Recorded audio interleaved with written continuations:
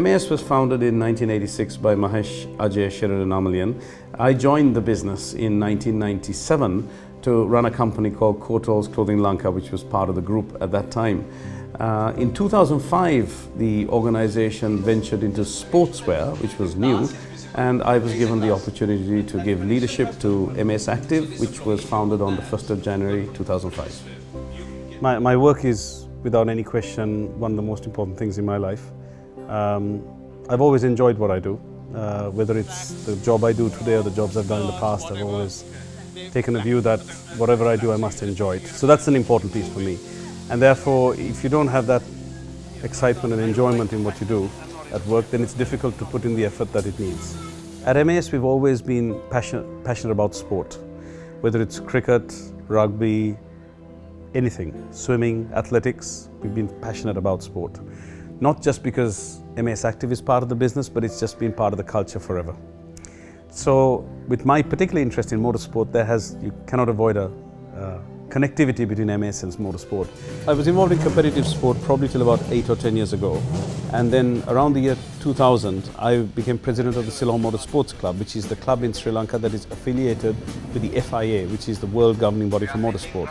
I sort of thought that was probably where I was going to draw it a line and not get into racing after that. However, I felt I was missing out. I wasn't quite ready to hang my boots up. So I got back into the sport again. Like anything, motorsport is an area where you start at the bottom and you work your way up. When I got into motorsport in the early years, I drove small cars. I would play supporting roles and just enjoy being part of maybe someone else's team. And then progressively over time, it became me playing the lead role, but in maybe small to medium cars. And over years, we sort of evolved into the bigger and faster vehicles. And actually, if you bring me right up to date, the vehicle that I've been competing in most recently is probably the top end of what people used to compete in Sri Lanka. And the reason for doing that was just that excitement and drive to go that step further and do something different and something that gave me an adrenaline rush. I think racing does keep him sharp. I'm honestly shocked that he still does it. I think every time he races, he goes out there to win. Whether he wins or not is irrelevant, but the preparation he puts in for it, the focus he puts in for it, the amount of dedication that he throws towards it. I think, as I said, I think it's an obsession. He's out there on the track, and when he's out there on the track, I think his absolute focus is in winning the race, and I think that's brilliant. You can't be hands-off. Part of the idea of giving it to a garage like that is to say, you guys do it, and I'd love to just turn up on the race day and get in the car and work, but it doesn't work like that. There are generally 4 or 5 cars being prepared for any one big race event, and they all need attention. And the attention goes depending on who is, as a competitor, is probably driving it. So it does mean that in the run-up to a race, it means I have to keep dropping in at the garage, seeing what's going on. Now, how do you balance? That's where it becomes a bit tricky with the work part, because how do you go out in the middle of the day and see what's going on and move your mind onto something that's an event that's coming up at the weekend? That's where it becomes a bit tough. So for me, I've had to find that balance. I try to do that at the weekends and very often after work. In the run-up to a race, the cars are being worked on late into the night. From a business standpoint, it's not much dissimilar. It's always been about doing something that I was probably uncomfortable about first, getting better at it, getting well skilled, and then maybe getting to the point where it was relatively easy, and then thinking, what do I do next? There's rarely a race goes by that something doesn't go wrong sometime in the car. For the night races, we have no opportunity to practice. We are given one 20-minute session, and in that 20-minute session, it is our chance to go out there, learn the track, figure out how the car will handle, hope that you've got all your combinations right. Race day, sat in the car, watched the lights go to red, and things went wrong. And what happened is the car started and slowed. And what happened in that time was that another couple of cars whizzed past us. And there was a red car, and he tried to shoot past, and he actually clipped another car and went cascading straight in front of my car into the barriers, right across my face. There is no room when you're running a race to relax and sit back and think everything is going fine. It just doesn't happen. The concentration that you have to put in for every second of the run is just immense. Business also has risks all the time. We live in a pretty volatile world. It's a very aggressive world. It's a dog-eat-dog world. And if you're not prepared to take risks, well, you just don't get anywhere. I first had the pleasure of meeting Shirendra when he was managing director of Sierra Leone Hotels, and where I worked as a consultant and trainer for senior management team. One thing I noticed was he was very determined. He had a vision. Apart from the corporate vision, he had his own personal vision. And I saw him finding ways and trying his best to link his personal vision through the corporate vision so that both he and the company would benefit. He was daring. He was not risk averse, but he would love to take a risk if it was calculated and he saw the pros and cons.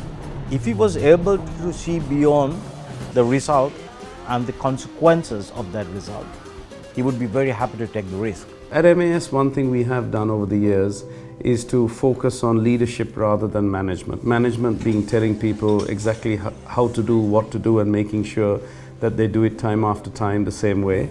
And leadership being something where we set direction and goals and objectives and generally leave people to get on with the job and make sure that they do it well.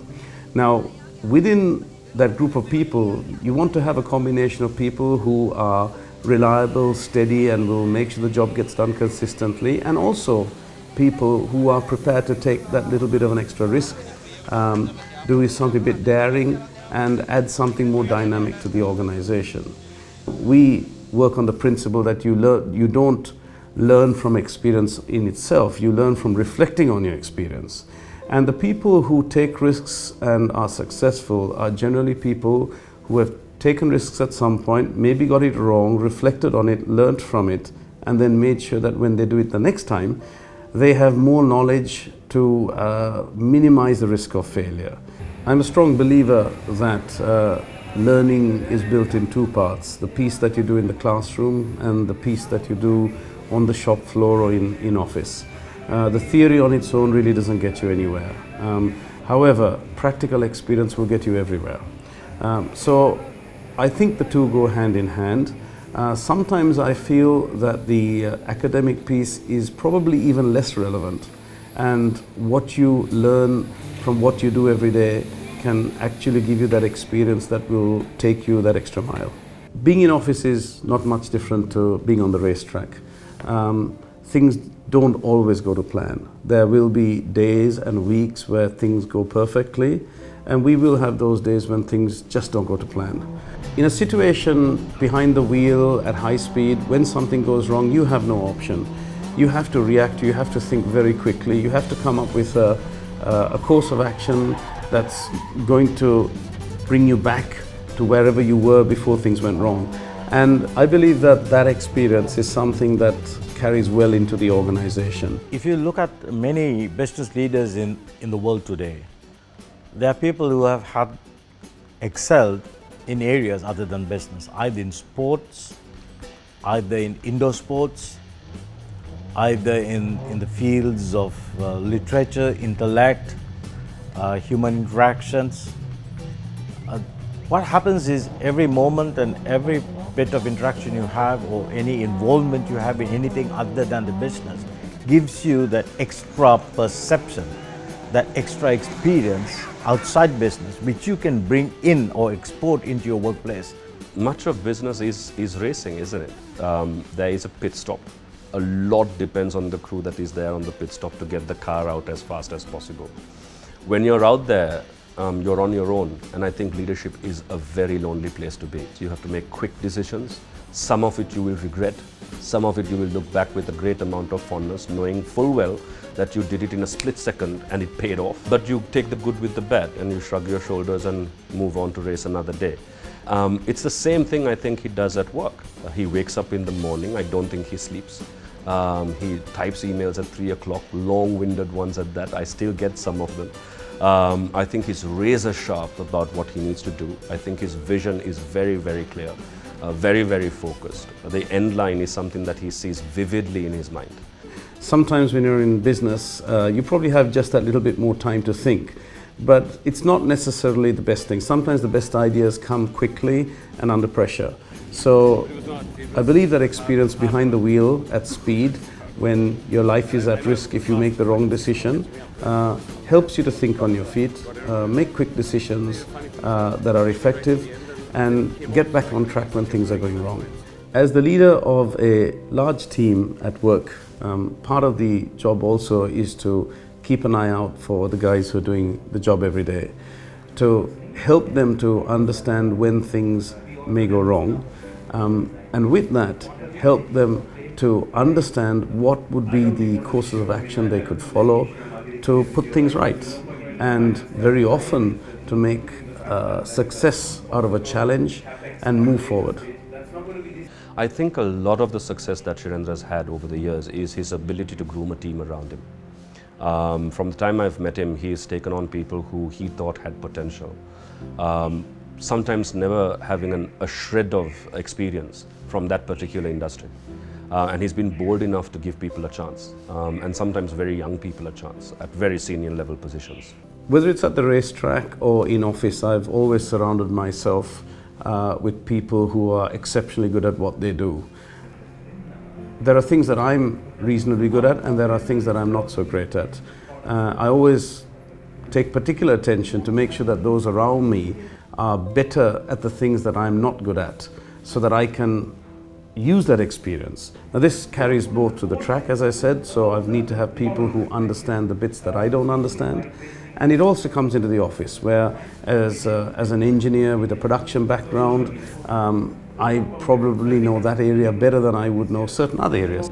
And this is something I always tell people in the company: make sure you have really, really good people around you, as good as you or better than you. Leaders need to have, above anything else, credibility. And I think credibility comes from doing what you say you would do, and living by that code.